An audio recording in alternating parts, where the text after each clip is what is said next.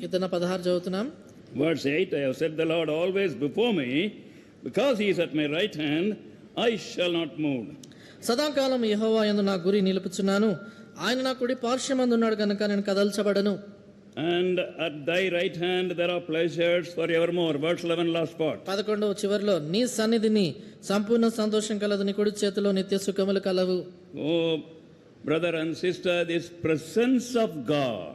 కాబట్టి ప్రియమైన సోదరి సోదరులారా, దేవుని యొక్క ఈ సన్నిధి, This presence of God will be our portion as God's people when we have short accounts with him. కాబట్టి ఇప్పుడు దేవుని యొక్క పిల్లలుగా ఈ దేవుని సన్నిధిని మనం ఎప్పుడు అనుభవిస్తుంటామంటే, ఎప్పుడైతే మన లెక్కలు వెంటనే ప్రభుత్వం మనం చూసుకొని సరి చేసుకుంటాము. What is keeping short account? ఏంటి లెక్క త్వరగా చూసుకోవటం అంటే? Immediately setting right anything wrong in our life before God and before man. కాబట్టి వెంటనే మన జీవితాల్లో దేవునికి వ్యతిరేకంగా మనుషునికి వ్యతిరేకంగా ఏదైనా చేస్తే వెంటనే సరి చేసుకోవటం.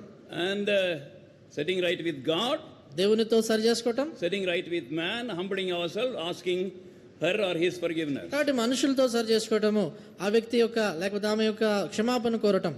People who pay this price will enjoy God's presence. కాబట్టి ఎవరైతే ప్రజలు ఇలాంటి క్రయాన్ని చెల్లిస్తారో వారు దేవుని యొక్క సన్నిధిని అనుభవిస్తారు. Others will say, వేరే వాళ్ళు అంటారు, this sister having God's presence, that brother having God's presence. వాళ్ళు చెప్తారు కదా, ఈ సహోదరి దగ్గర మరి దేవుని సన్నిధి ఉంది, ఈ సహోదరుడితో దేవుని సన్నిధి ఉంది అంటారు.